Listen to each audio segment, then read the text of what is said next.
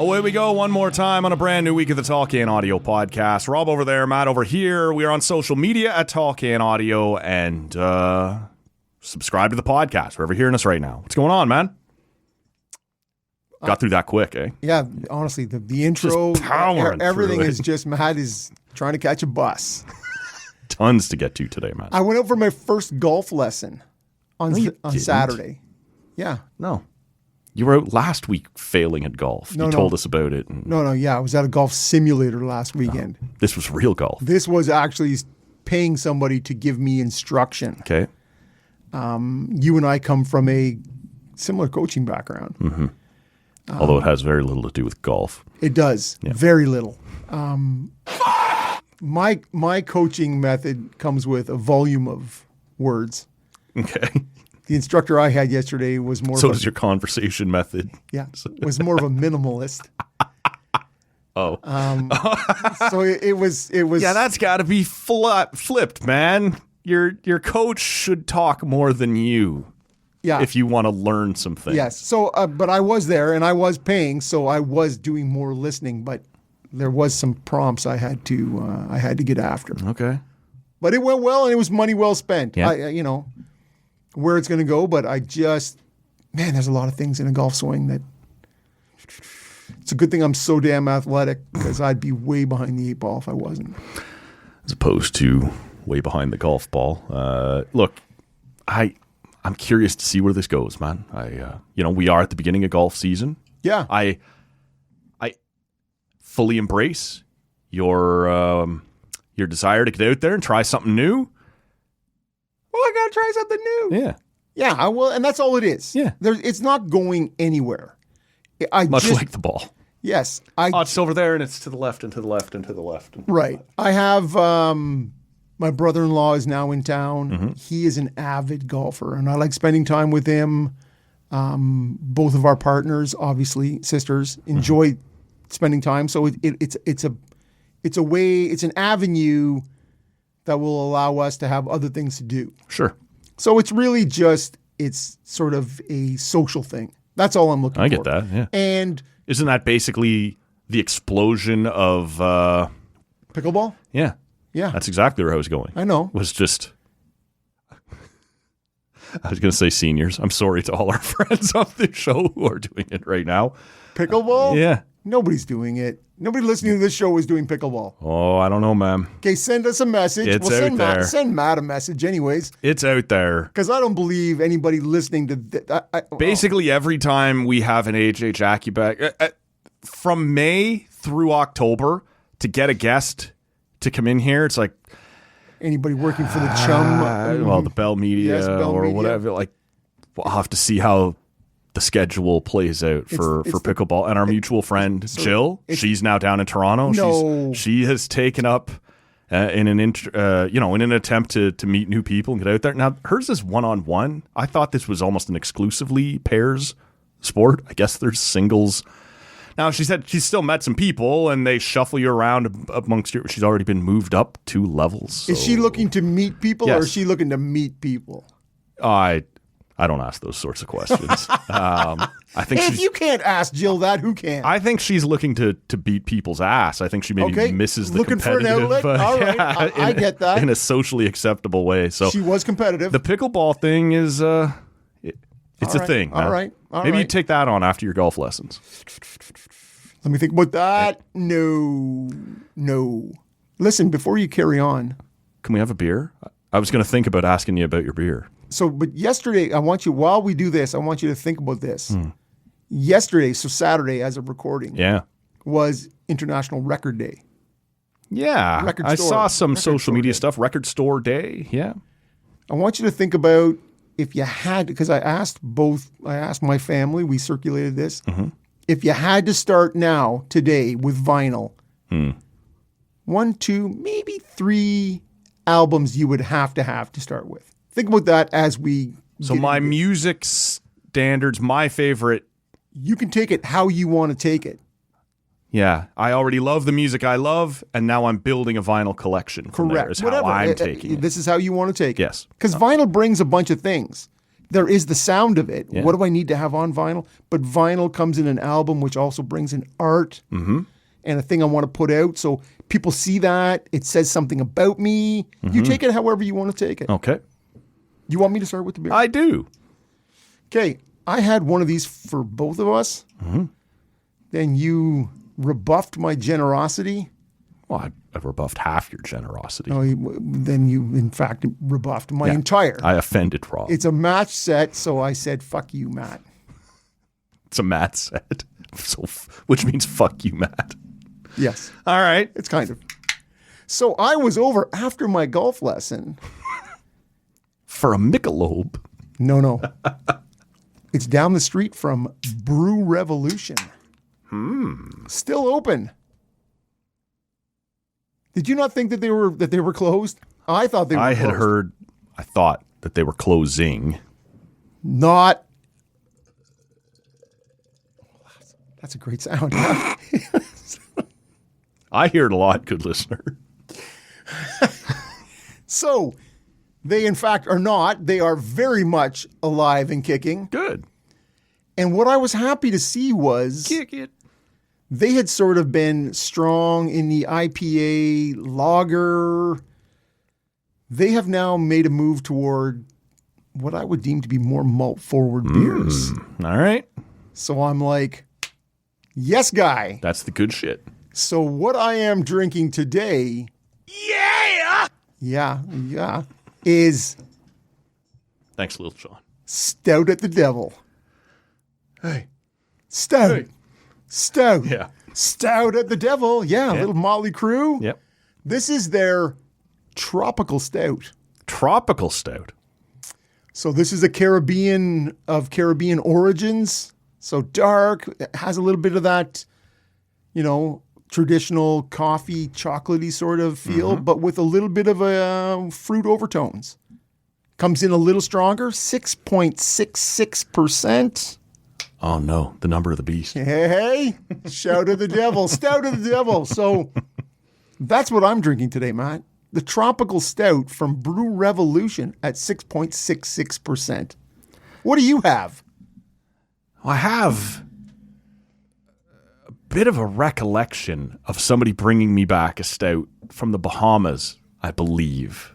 But I'm struggling to remember the details. But same thing, like a little bit lighter in body, but still a dark flavor with, as you've suggested, maybe some fruity overtones, undertones, however you want to play that. But I can't remember the brewery off the top of my head. But luckily, I have people in the Bahamas right now who I can send on a mission to perhaps re-find it. Over here, we are riding with the, and I, once again, did not get that invitation to the Bahamas for the second time already in 2026. This is from the Nickelbrook Brewery, the Blacklight All Night Stout at 4.2%. They say in the description they're looking for, and this is probably indicated or backed up in the ABV at 4.2%. This is meant to sit by a campfire, just be able to kind of cruise right through the night. I kind of get the all night idea of this. We got our first taste this weekend here in the nation's capital of, I was going to say spring. We've hit 24, 25 degrees. That's borderline summer weather. And then Sunday we dropped back to like 6 or whatever the hell it was. Woke up and it was 2 when I let the dog out for breakfast. Yeah. Yeah. I was trying to figure out if that was a... Yeah. No. It was a deuce when I let the dog out first thing in the morning. Yeah. No, it was... whatever. That's spring in the nation's capital, I suppose. But I have had this one once before. It's been a while. Like I said, the Blacklight All Night Stout from Nickelbrook. Okay, this is very light in flavor. I'm not at a 6.6. I'm not getting. See, I'm not surprised by that when you talk about a tropical stout. You got to thin the body out is the first thing that would occur to me in that. Well, because it said, we're still looking for some of that dark. It is dark, and it had a great head on it. Dark flavor, but maybe not a dark body. Yeah. No? Well, you're talking about. I'm thinking of the Bahamian one that I have. And I'm looking at the appearance of it. Yeah, okay. Right, which is dark, and it has a nice fluffy white head on it. Right off the front, it's drinkable. Yeah. Well, No, sorry, drinkable. I mean, it's very easy drinking. okay. Easy drinking was where I was going with that. But I find most stouts to be such. yeah, but to me, I don't know where between your 4.2 and this 6.6. Yeah. I would expect this to be at 4.2. Okay. And now, to me, traditionally, Brew Revolution, the stuff is more muted. To me, which I have always enjoyed. Yeah, I guess, eh? That the fact that the flavors aren't They don't always go over the top. Exactly, which I've always appreciated about their I tend to lean, as you know, the other way. Yeah. Like, if it's on the label, bring it a little bit. Well, so. I want to wait and see what this pans out like, but right now it tastes just like a very good, easy drinking stout. Look, I want to talk to you today about some... What about your vinyl, man? Oh, right. See, that's why if I don't hit you with it, then you're like... Psh. Yeah, sometimes I forget that you're the organized one when we do this. Yeah. Yeah. I would go... The 59 Sound, the Gaslight Anthem. That's interesting. I would go...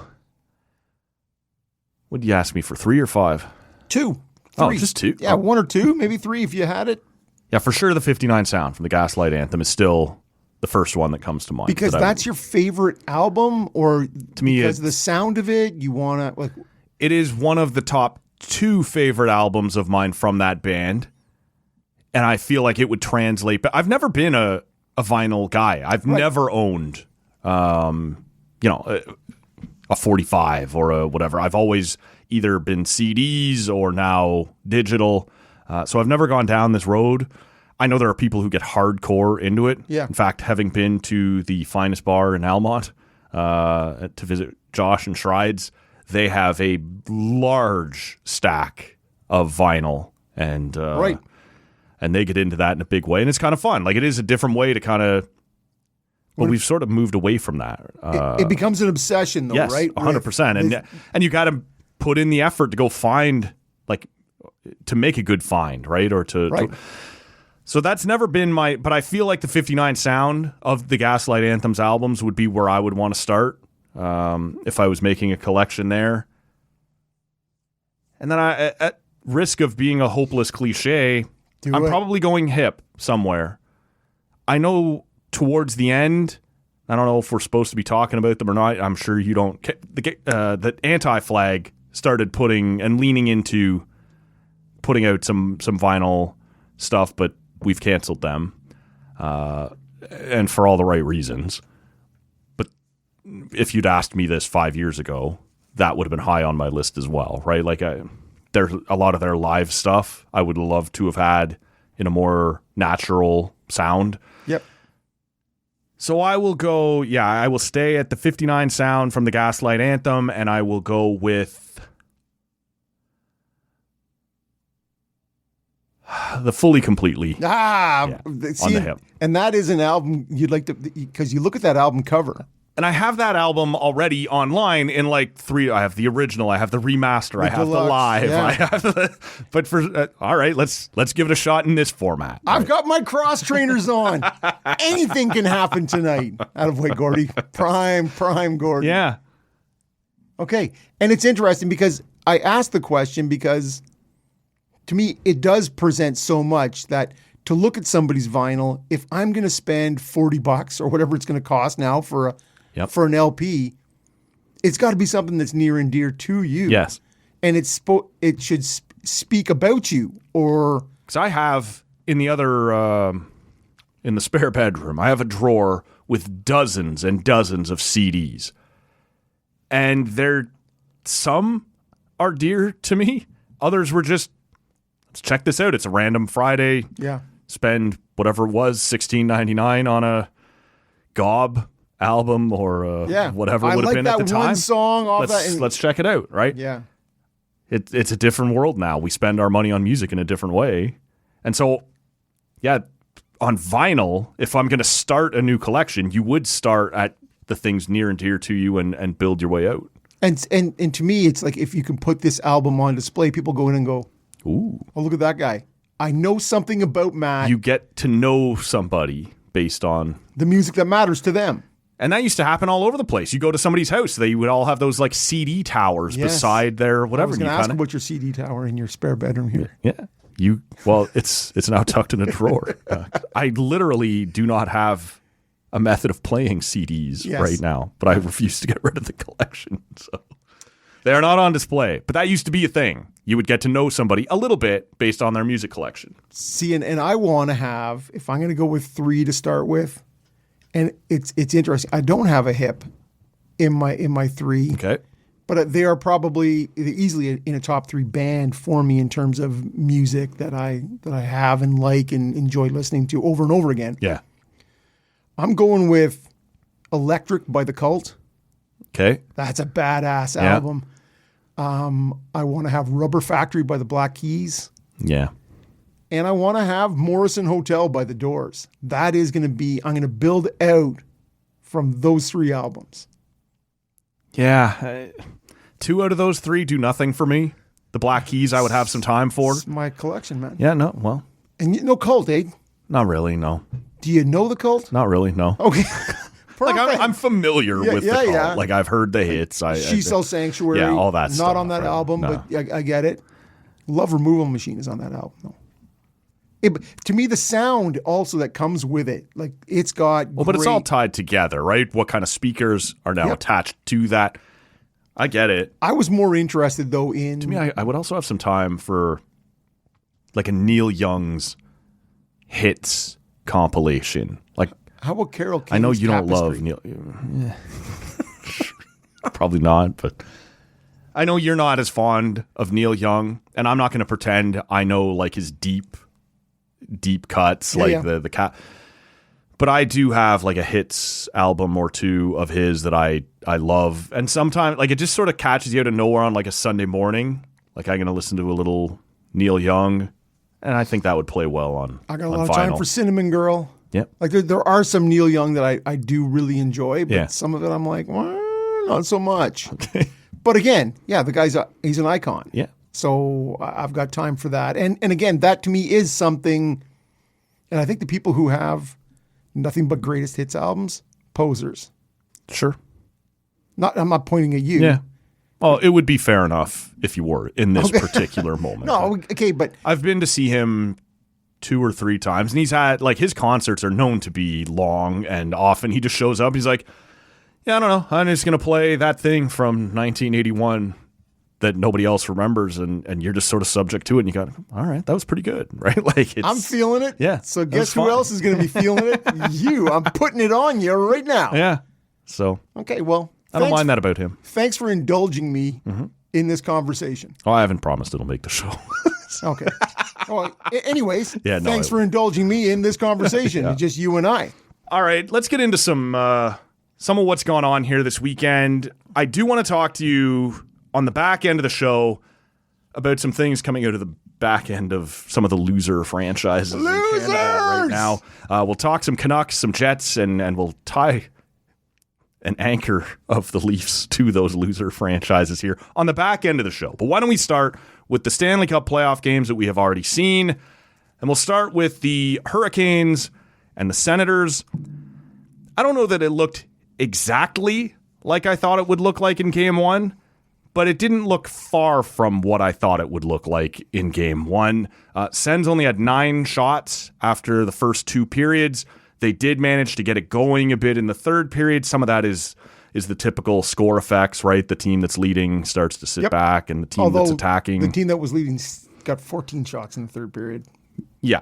So not perfect score effects. No, you're right. And like I said, it did. And I had sort of, you and I had a show out on Friday morning teeing up this series and the rest of it. And I had said I expected this to look like kind of 23 shots total. And I had sort of discounted the fact that Carolina sometimes just gains the zone and puts it on net. Like they sort of just funnel everything towards the net, and if something bounces crazy or tips, and we did see one of those, right? The one that kind of came in, landed on Allmark. He looks a little bit paralyzed by it because goal 2.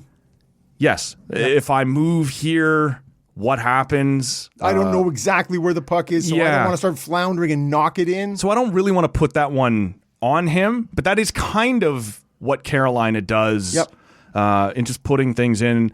Why don't you take this to start? What did you make of Game 1 between the Canes and the Senators? It was very much, I think, what you said on the Friday show. You said a 15-13 shot, sort of, that was what the output you were looking for. Yeah. But what you did say, which certainly resonated, was they do a lot of the same things. Yes. Carolina just does it maybe better. Mm-hmm. And we certainly saw that, through the first two periods for sure. Yeah. And it's interesting because a lot of what ailed this Ottawa Senators team through the first half of the season, goaltending and penalty kill. Yep. Neither were an issue. The yesterday. PK was terrific. Maybe the only thing that kept it afloat. You and I both said on the Friday show that Carolina power play can kill you. Right. And Ottawa somehow managed to, despite having multiple 5-on-3s against, hold strong. Yeah, multiple extended 5-on-3s. That's right. Too, right? Like 50 seconds and more each. Mm-hmm. Very good. Winning the draw, clearing the puck, jamming the entries. That was very good. Yep. Allmark played to a .931 save percentage. No, he was good, man. So if those two things hold, yep. I actually don't feel as badly at the end of the game for a Game 1 loss as I think some others in the market feel. There is a bit of angst. Yep. What we saw was Carolina play outstandingly. Mm-hmm. And Freddie Anderson. How long can you count on Freddie Anderson at a 1,000 save percentage? This is what I was going to... Yeah. I would not bank on that continuing... No, I wouldn't bank on anyone continuing 1,000 24 games career against Ottawa. That's Freddie's first shutout. Wow. What did you make of the fight right off the hop? Terrible. Yeah. I'm so tired of it. Can I? Yeah, take it. I loved it the first time against Anders Lee when his podcast was making negative noise. There was talk about the goaltend. Like there was all kinds of and he says to Anders Lee, "Hey, you want to help me out here? You want to go? You want to give me one?" Yeah. Yeah. And when I say you want to help me out here, that's honor among thieves. That is essentially what this is. You get to go off the hop, and he goes, "Yeah, we can do that." And so I guess in the second one, Brady owes him the return. Yeah, Anders Lee and the Islanders are looking to get things They got to get going. Yeah. Yes. But the first time I was like, all right, man, I get what you're trying to do here. That made sense to me. The second time I'm like, all right, but I guess I'll be fine with it because maybe you're doing the same thing for Anders Lee that he did for you the first time. The third time, to me, it was just performance based, and they tried to compare it. The panel did later on to a couple other big fights between stars. It going all the way back to the one that you and I and everyone else always cites, the LeCavalier. Again, that was in Game 6, and it was in the play. I'm sick of you. Yes, you're sick of me. We have been doing this for a week and a half. Fuck you. That isn't what this was. And I guess I appreciate the idea that these are the two leaders of their teams. But it didn't do that for me. It didn't. It just looked like, what, did you set the tone, or did you just each take yourselves out of the game for the first 5 minutes of? I expect Brady to beat up Jordan Staal 9 out of 10 times. Like, to me, there's nothing. But I also don't expect Jordan Staal to back down from those. Right. Yeah. Right. Well, and it seemed to me more like Staal was asking Brady. Okay. I think Brady has painted himself into. He's got himself into this sort of. This guy loves to fight off the hop. This is it, and you're in Carolina with a building that's already going upside down. Yeah. What are you doing? You're firing up that crowd? Like, right. You're going to beat that guy. This isn't Trouba and Brady at center ice mid-game in Madison Square. Right. Or you're at home against Anders Lee trying to fire up your own barn and get things going. You're in Game 1 in Carolina against a guy who's not really, like, I don't think of Jordan Staal as a noted pugilist. No. No. So I'm not sure what purpose is served by that. And again, right off the hop, 3 seconds in, we've done it. Yeah. We've done it. We've seen it. And I need you scoring goals. I need you getting. This is it. on the edge of the Carolina's blue. captain just took your, I don't know, at worst, second best point producer with him off the ice for 5 minutes. Third best. It doesn't matter. Like, I think if I'm Carolina, no matter how much I respect Jordan Staal, I'll make that trade all day. That you two go sit down together. Well, in a first period that had 50 hits, Yeah. 51 hits, I want my number 7 Yes. on the ice, Yeah. contributing to that. Not us getting out hit in that barn where it's already going upside down. Right. I think Brady got sucked into something there. And it didn't help his team. No, I don't think so. I don't think the Sens needed that, right? And like you said, you kind of helped the Carolina building go berserk. It wasn't the end of the world or anything like that. I just kind of looked at it and rolled my eyes and went, this thing you're doing, you can probably put that to bed. Yeah, right? Like and I'm done with it too. Yeah. Because it was interesting. Chris Stevenson sent a tweet out or whatever it was, I think it was CJ, saying, do you think Jordan Staal is going to give you that same fight game 3 in the CTC if they're up 2-0? I wouldn't. Chances are no. No. And so you, as Brady, who you're now going to be that guy who's going to take any fight. Right. And that's not what we need at this moment. Yeah, no, you're not Nick Cousins or... Yeah, and I get he's not a fighter. Right. Like, you're not a low guy on the totem pole here. We need you out there producing. I wanted to get your take on Julian McKenzie from The Athletic put out the actual numbers, but even through the game, it was kind of noticeable that Pinto, Amadio, Cousins line was not working the way it had in the regular season. Sometimes that's just a one-game thing that can happen to you, but they were largely matched up with the Stankoven line, and... which surprised me.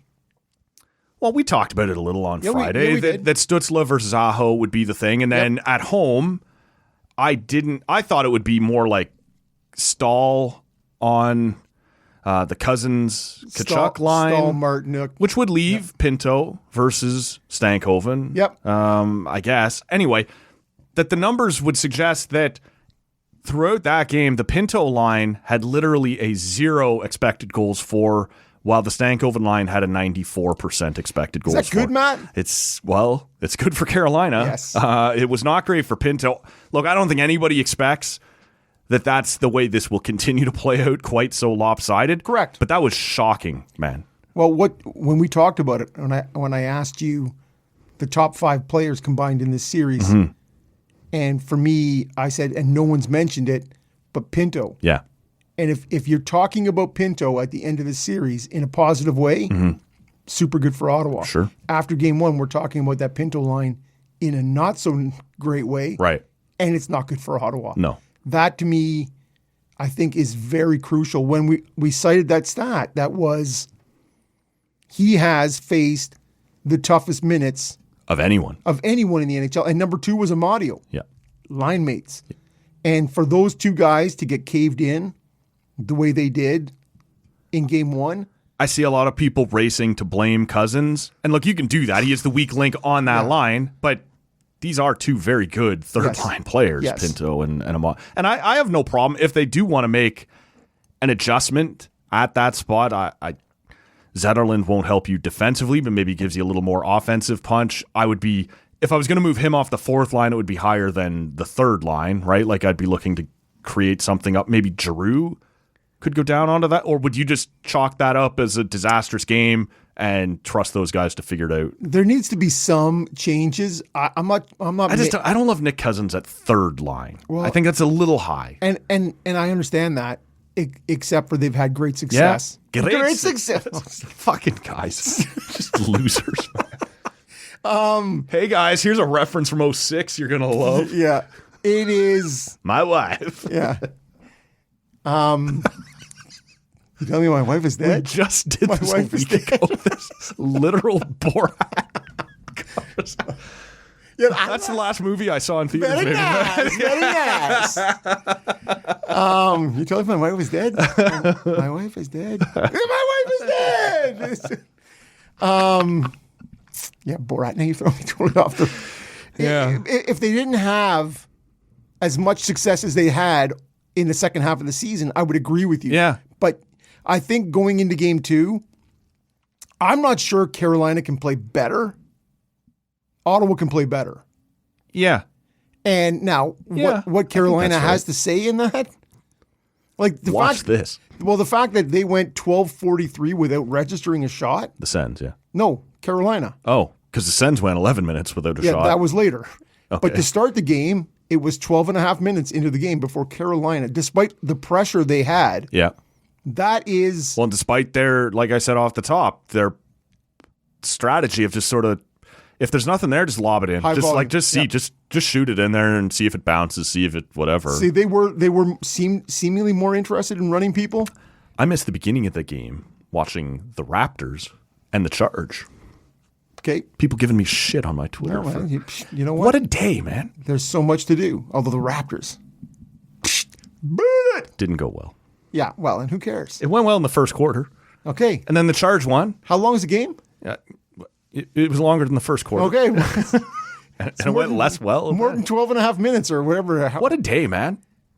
Raptors, Charge, Sens, All in the afternoon. Dallas, Minnesota, Yeah. WrestleMania, Pittsburgh, Philadelphia. Pittsburgh, Philly, Blue Jays. Fucking It's a Blue full Jays. day. I was in and out all day, but there was something on all the time, man. It was, It's the life of Matt. yeah. Well, yeah. So to look at Carolina going 12 and a half minutes without a shot, that is, Ottawa plays that way too. Sure. Keep you to the outside. Don't allow anything. And you're like, okay, we have weather. And when you do, Allmark was legitimately good. Yes.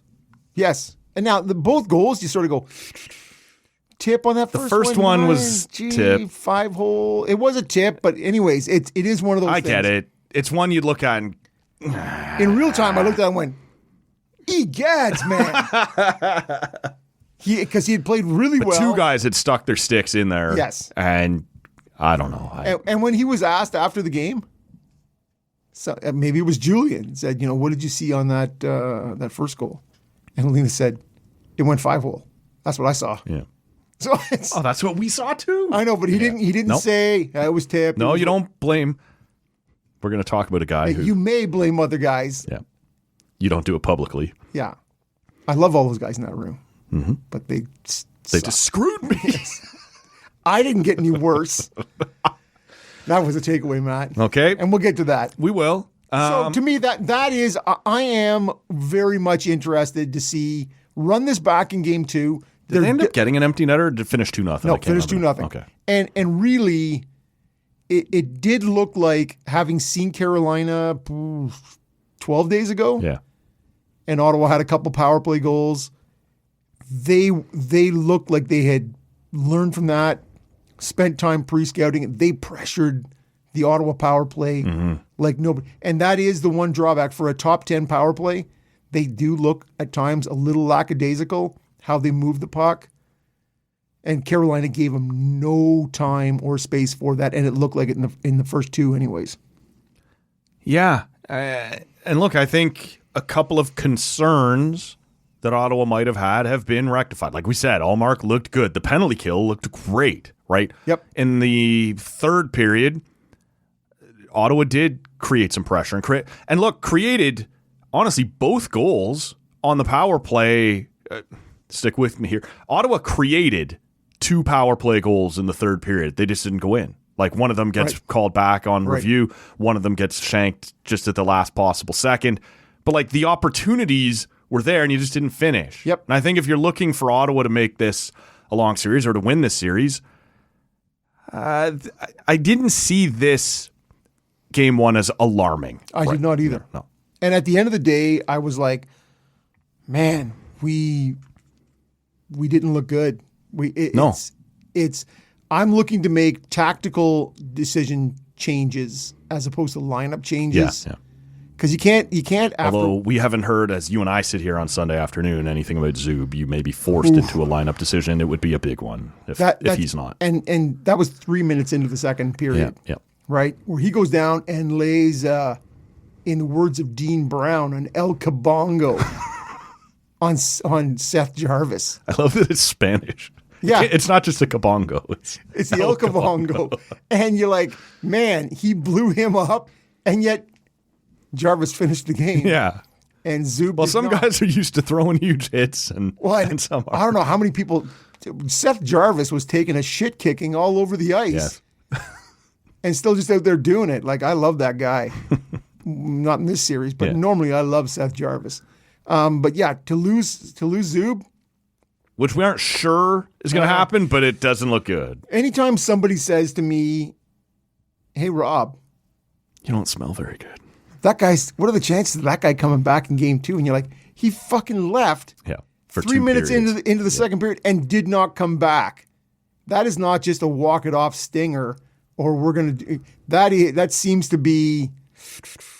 Maybe he was in a bad Carolina barbecue joint the night before. No, who hasn't? Not. Yeah, who hasn't? Last thing on this series before we move on, what do you think of Game 1 for Tim Stützle? Again, there was some echoes of the 2025 Leaf series where Stützle would enter the zone and there'd be nobody with him. Mm-hmm. You're like, where the fuck are your line mates?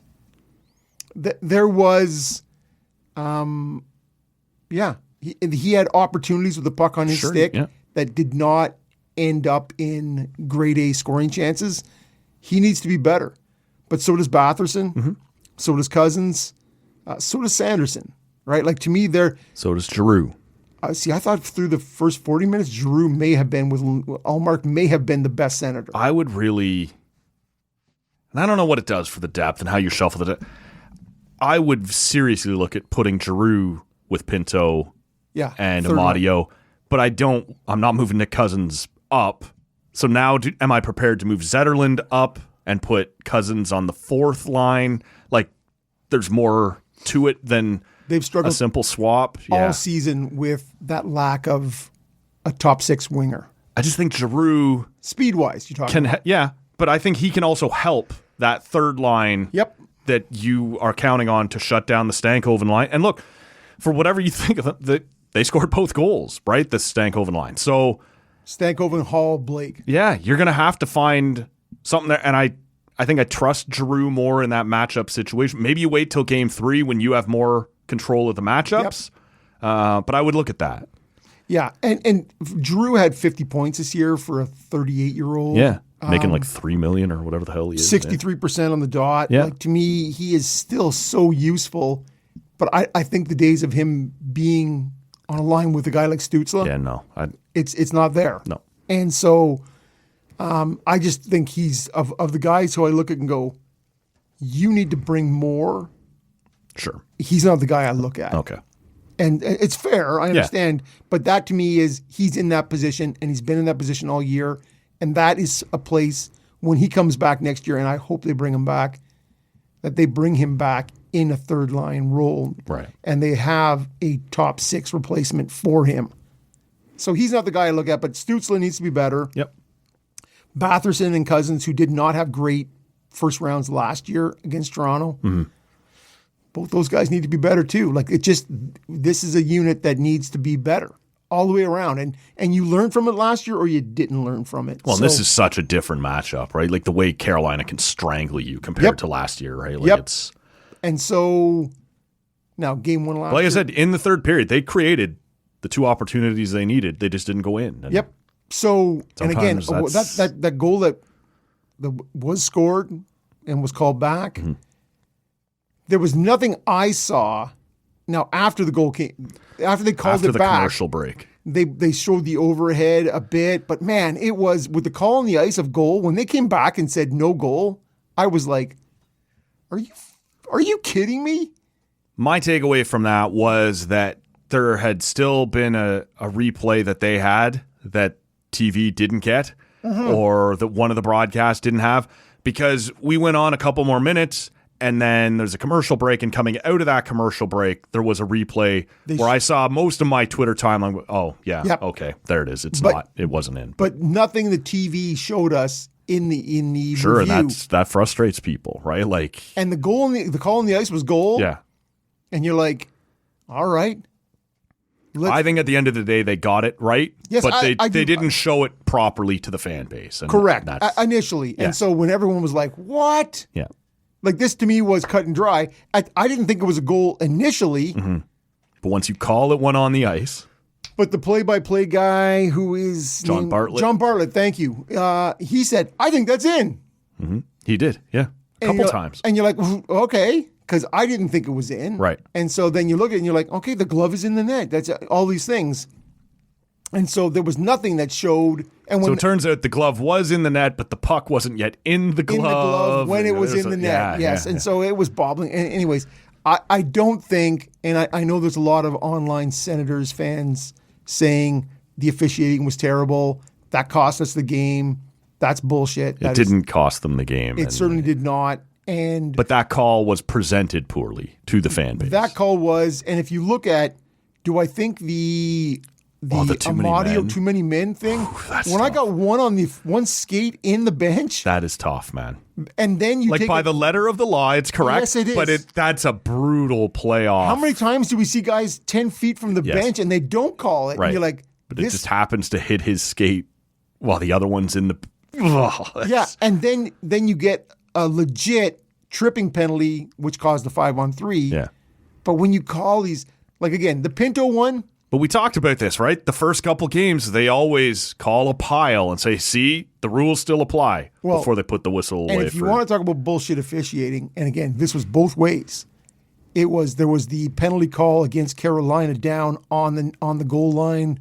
And you're like, come on, man. Is that really a playoff trip? Right. And that was against Carolina, where I'm like, I'm not happy to see that level. That ticky-tack. For sure, man. Like the Pinto high stick. Hey, man, your stick got up in the guy's face. Some shit's unavoidable. Yeah. The two puck over glass Carolina took. Those what are you going to do? Those are. So again, I don't think the officiating, where the officiating could have been better, is all the guys getting tossed out of the circle. Like, what are we doing? I saw more of that yesterday than in the entire regular season, I swear. Yeah, Claude Giroux was furious at the 5-on-3 one where Sanderson had to come in and take it on. And there's a bit of, well, don't get waved out. But at the same, we've seen these guys, these linesmen do it 1,000 times all year long where they will wave the first guy out, but never the second guy where it creates a penalty. And Giroux's so are we doing this or not? 2 decades of face-offs. And you're like, yeah.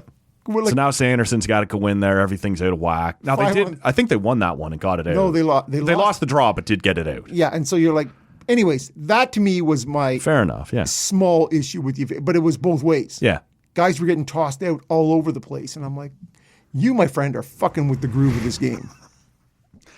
What did you think? Just quickly before we move on to the other two games that we saw on Saturday of the broadcast, because this, for whatever reason. And sometimes I think it's no more complicated than just, I want the guys that I want, and anything else sucks.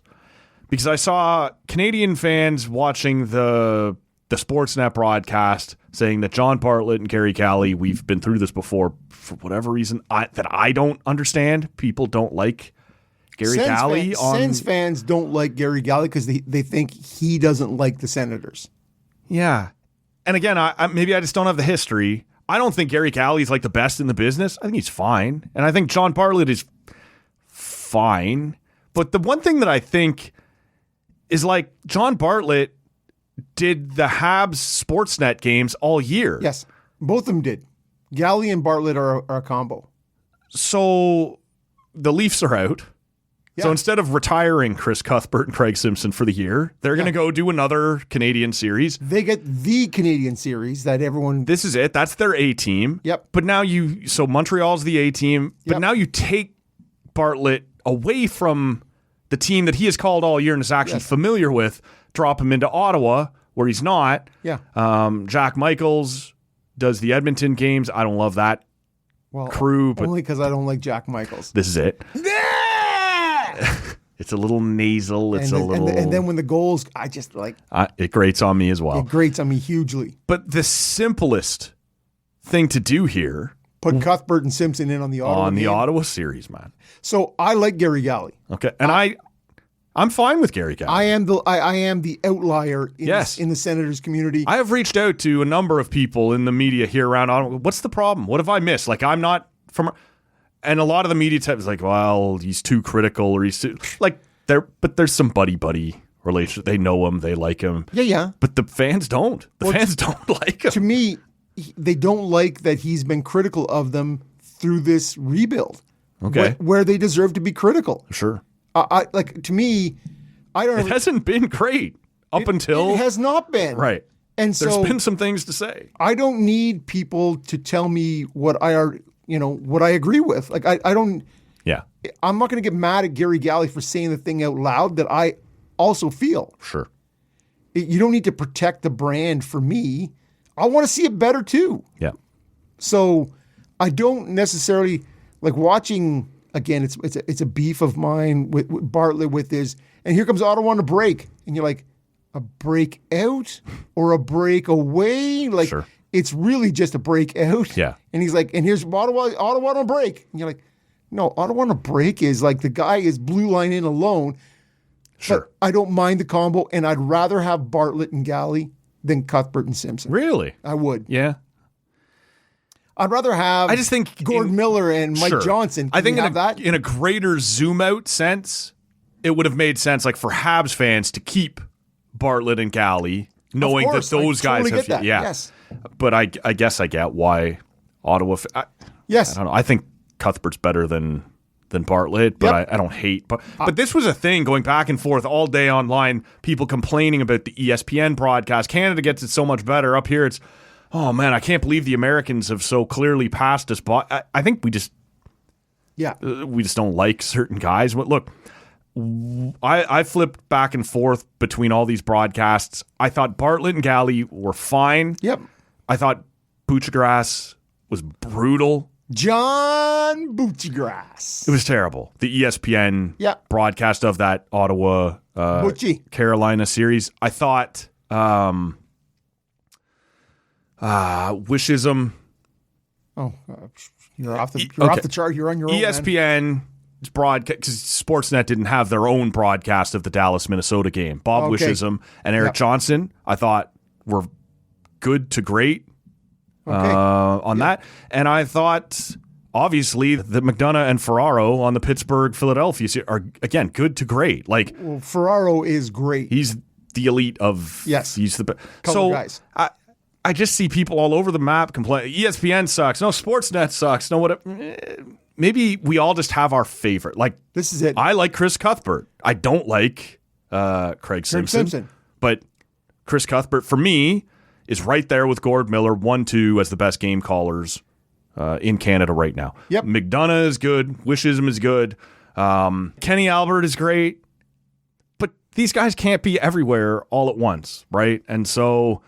look, I thought the Sens broadcast was fine. I didn't think it was great. No, I agree. I don't watch the panels, so I don't really care about that. It's the play-by-play team. Anytime Kelly Rudy is on there. And his jelly booty. And Kelly Rudy and his jelly booty. I just sort of like, he's going to wax on it. He's going to glom onto the goalie stuff. I got time for Botterill versus Bieksa. Just give me a one-on-one debate every intermission. For sure. Yeah. I need less Ron. I'm sorry, Ron McLean. I'm just...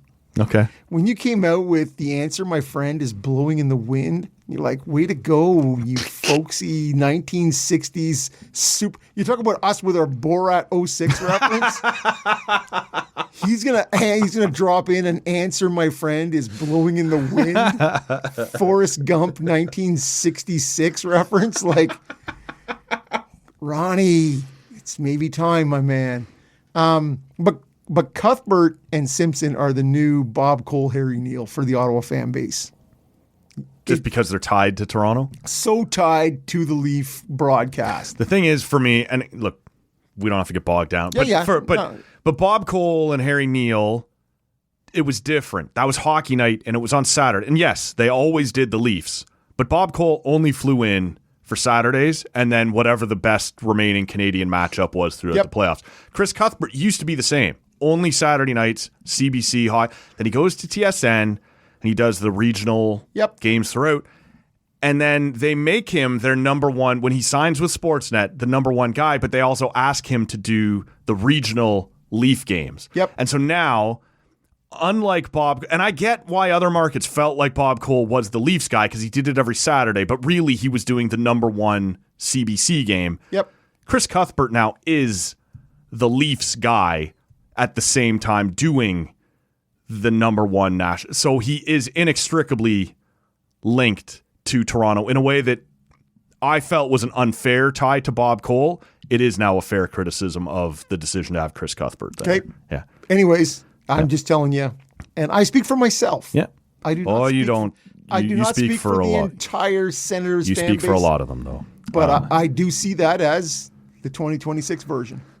Dallas and Minnesota, Philadelphia and Pittsburgh. One of the guys on this very podcast called for a Minnesota series win, and the other one called for a Dallas win. We're shutting it down after one game 100% and not not. projecting that onto the Ottawa series. That's, Well, one was a 6-1 game, one was a 2-0 game. oh, see, I thought we were talking about. Okay, well, we got all kinds of stuff here. I was blown away at what happened to Dallas in game one. I was like, oh shit, look at them. They got Heiskanen back. It's going to be okay. It's not okay. It's not going well. They got pumped in game one by Minnesota. It was an somewhere Pete DeBoer is saying, fuck that Ottinger guy. Pete DeBoer did come out and say that in his LinkedIn on whatever. Did you know NHL coaches are on LinkedIn? Do you know what LinkedIn is? Yes, of course I know what LinkedIn is. He put a thing out. No names, no whatever. He's like, sometimes you just got to make unpopular decisions. It doesn't make them the wrong decision. Like you got fired, man. And you're going to be the Leaf coach soon. Oh no, he's the Islanders coach. Sorry about that. Which somehow might still be better than jumping onto that Leaf ship. But one team will be better than the other next year. We will see at Ashley loose. But yeah, I did not in a million years. And look, Dallas has this thing. Someone put out all the stats last night of always losing game one, but they got worked. That's a trend that's bound to carry on and sure, totally sustainable. Harbinger of good things. Yeah, but they got absolutely worked in game one. Better work, bitch. Did you? I don't know. I don't think we talked about it on Friday. Did you care? Were you surprised that they went with Wallstad over Gustafsson? Very surprised. Yeah. A lot of the time in the playoffs, you go experience, right? And they went the other way. I think we saw Wallstad both times Ottawa played Minnesota, and honestly, the second time was just 10 days ago when I can't remember who played. But Wallstad was awesome in the first game, and I was calling out on the Friday show for the Wall of St. Paul. Yes, you were. Wallstad. So to me, but I was surprised that that's the way they went, and there's nothing about the way he played that would indicate to me that we need to see Gustafsson. I don't know how much of that game you got to see. That was actually the one I maybe out of the 2 second games saw the most of. In and out. Ottinger, I thought was still great in that game, despite being worked over for 5 or 6 goals. A couple of crucial saves that kept it reachable throughout the middle of the game. But, man, they just weren't there. I don't know what level of Heiskanen. Yeah, this is it. Yeah, what did you get back? But you do still have Harley. You do still have Esa Lindell. It's not like this suddenly completely depleted blue line. It's a deficient blue line. I get it. But it didn't work, man, at all. I don't know if, and I guess even, if I want to give a little more credit to Minnesota, Quinn Hughes had been ill. Like there was some talk he might not play game one. Right. He did get in there, and Faber looked awesome. Yep. Boldy looked great. And how about the guy, if we want to go, I have no idea how long ago it was, but on this very podcast, 2 guys who look eerily similar to you and I totally panned the Matt Zuccarello signing and the extension, and you're like, woo, it's way too much money, and it's way too much term, and you're like, he was top 3 player on the ice yesterday. So I don't know how many more sidetracks we can afford to take here. Okay. Well, I got to pee again soon, so not many.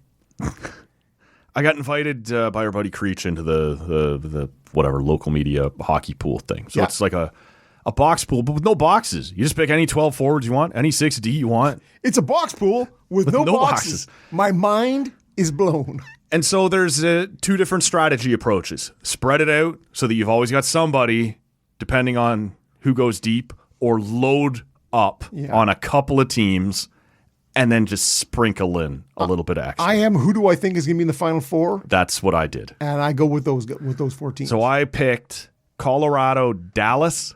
No, excuse me.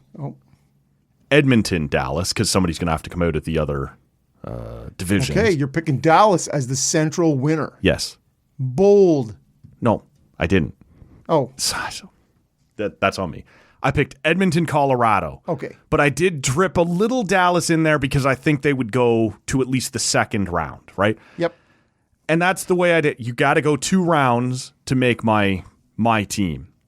And then I went Tampa, Carolina in the conference finals. I just wonder if Carolina's going to score enough. And this is fair. But as I'm looking at it, and I'm going to sprinkle in, I got 2 spots left in my forward group. I'm like, do I take Kaprizov? Will he score enough in round 1? I was like, no, don't do it because they're going to get pumped by Dallas. I'm going to take Matt Zuccarello. Stick to your bracket, right? This is what you do. If you're so I didn't take, and he had like a 3-point game on night 1. He was good. And it looks like they might work Dallas anyway right out. Like this will be, I don't know. So I ended up, instead of Kaprizov, going Jason Robertson, thinking there's at least 2 rounds in that. And there may still be. Dallas always loses round 1. I think he got the 1 goal Dallas had yesterday. Yep. So good for you, Matt. Pittsburgh, Philly. Did you watch much of it? Not because you said this would be lower on your attention. It was actually my one lowest. of your lowest.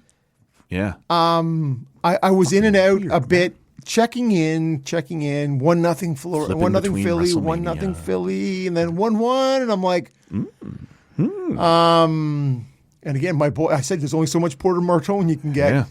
The GWG. There he was. But yeah, this was the game that was 17-15 shots, I think. It was not a great, entertaining game. Stuart Skinner and Dan Vladar. Stewie Skins. Each making like 16 saves. You're just like... So 2 teams that both went in going, let's not let those other guys get a lot of shots. Well, let's just... I think 2 sides probably underestimating the other side. I don't know about that. Like I look at Carolina, Ottawa, and those are 2 very good teams who maybe don't trust their goalies. Let's prevent I look at Pittsburgh, Philly, and go 2 mediocre teams who also don't trust their goalies. So we have 2 very different ways of going about not allowing goals, not allowing shots to get through to Skinner or Vladar. So now Pittsburgh made it interesting late. Well, that late goal by... Well, and Malkin had a chance right at the buzzer, right? Like they got down deep. Yeah. I don't remember who got the 3-2 goal that you're referring to, but yeah, they tightened it up late, but I don't know. I expected more of that series. Clearly, the way we talked about it earlier. You were championing as the number 1 series. Not the number 1. You said, man, podium I am series. Horny about that series. That sounds like the way I would have said that. That's a direct quote. Yeah. Yeah. Sorry for those of you who weren't here before the mics went live. Yeah, look, I thought it would be better than that, but I did suggest and did admit a lot of it was on history. A lot of it was on rivalry. There just wasn't much sign of that. Of any of that. No. And that's... And also, Pittsburgh, the yellow... No. Come on, man. Yep. You got a bunch of dark jerseys that are all sweet. We don't need the yellow. But how about one. Carolina coming out with a 3rd jersey? Yeah. Do you do that in a home opener in the playoffs? Do you come with a 3rd jersey? Only if it's if that's going to be your jersey throughout. Okay, I like if Ottawa shows up in game 3 with the red jersey, I'll take it back. No, fuck. Don't but that's do it. bullshit. Don't do it. We don't. Back in Black is going to play. We want to see the black jersey. So I don't get the. You probably won't have the same association I do, but back in the era there where it was Leafs and Sens every spring. Yep. the Leafs normally just wore a standard white, and then in the playoffs went to the white with the blue shoulder stripe and the old leaf, which is now back to the standard leaf. But it used to be, remember, the squared off. Like the Doug Gilmour? Yes, throughout the 90s, that was the... Don't like that jersey at all. Oh, no, that's not what they would wear when they went back to... But that was the shape of the leaf, right? Okay. The more squared leaf. Throughout kind of the late 90s, early 2000s, before the lockout, they would wear almost like a 60s style white with the blue shoulder stripe and the old leaf. And that was just their playoff thing. Like, this is... And I don't know, but that's a third jersey for them that they would wear. But it's still very close. It's not a great departure from it. No, that's right. And like so you do what you want, but don't do this. Color. Don't do the all yellow. White, black it's Pittsburgh. And yellow trim. Yes.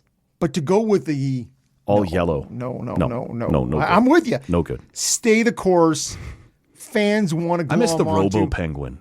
That triangular one from the mid-90s. I love that. I love the penguin with the gloves and the stick. No. Just that one that was like the yellow, the white, the black stripe, and then it had three kind of stripes out the back of it around the body. It's a loon?